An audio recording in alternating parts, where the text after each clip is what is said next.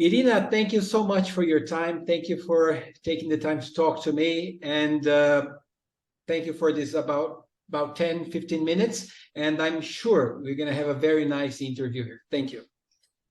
Yes, thank you, Ivan, for inviting me. It is a pleasure to see you, first of all, because we don't meet personally for a while. Yes. And nice to see our old friends.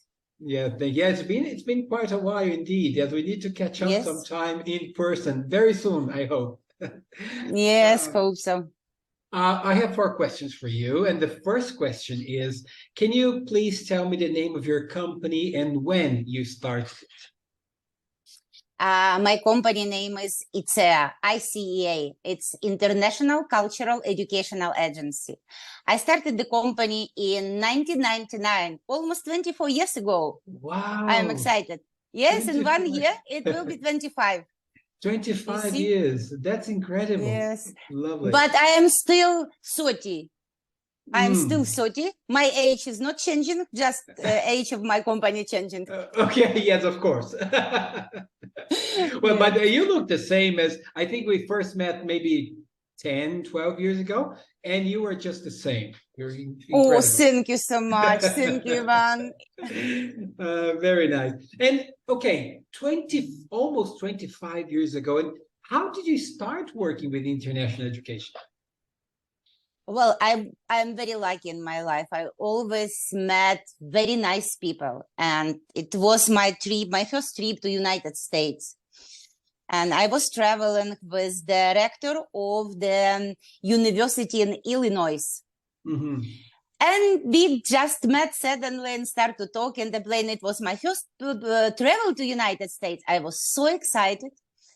And he started to present me program Work and Travel. You know, Work and Travel program. This is one of the most popular. I don't know how in your region, but in Eastern Europe, it was very popular for students. In 1999, it just started in Ukraine. And my company was one of the first company who provide students exchange program for Ukrainian students. And for the last few years, I was working just for Work and Travel till 2003.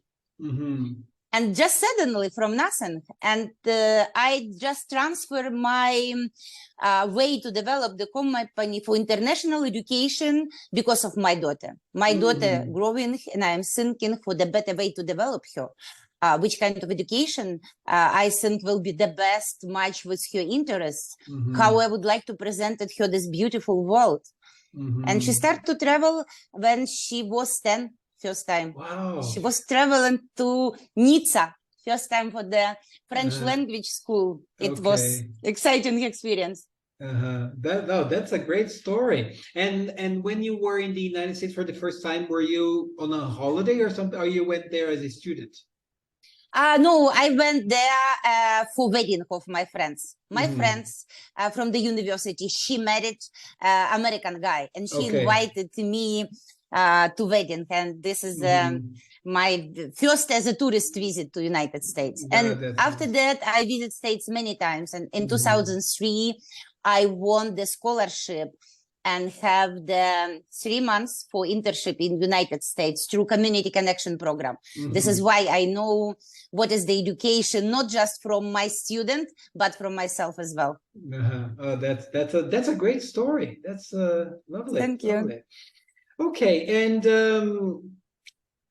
now the other question is, how do you see, 25 years on the road, it's almost 25 years on the road, lots of things to discuss, lots of things to tell. And when you look at the future, how do you see the future of international education?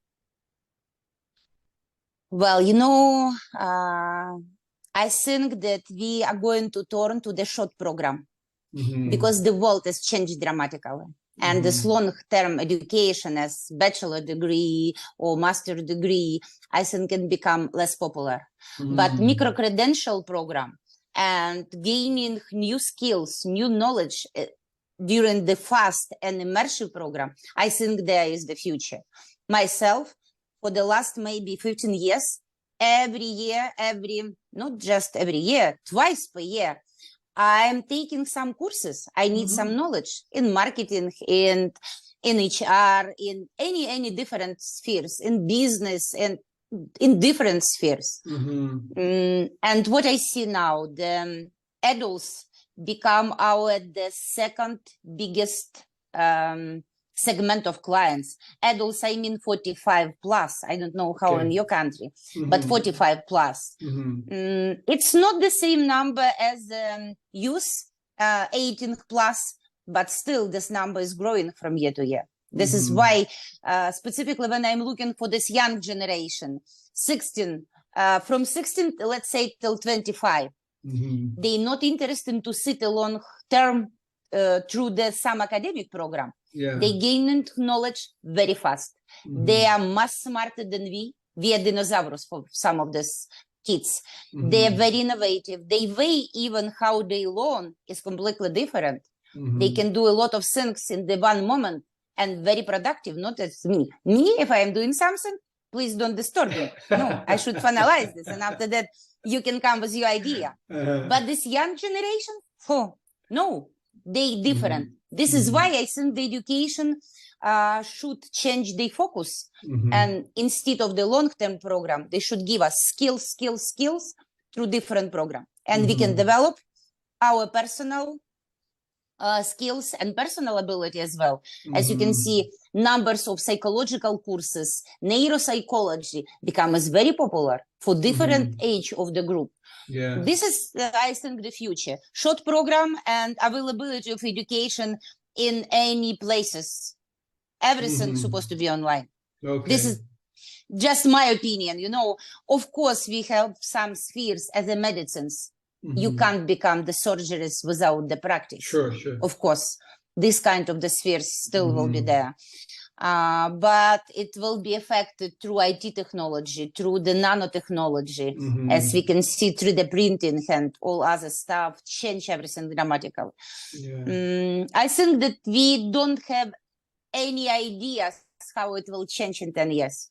Our imagination is too small to imagine how technology can change this. I agree with you. And you're right, because even here in Brazil, I can see this shift you're talking about, people wanting like shorter courses, but not necessarily English courses, but things that they can build their skills on. So this is a very good point, and maybe that's a tendency in the future indeed. I think I have to agree with you there. Lovely.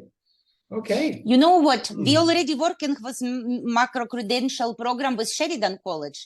They have more than 400 programs in micro-credential, specifically in professional skills. You would like to know about dietology, you would like to know about architect, you would like to know something as a beginner or advanced level, different things. Same as EDX. You know, I love it, EDX. This is, I would like to say for now, this is one of the best source to gain the knowledge. Oh, lovely. Short and practical. Short and practical. Good. Yeah. Love it. That's a great tendency for the future. I have to agree with you. Absolutely. The last question is, what is one important lesson that you've learned in this almost 25 years and that you would like to share with all of us? Well, what I learned, the main things, I think the education changing personality, changing the future.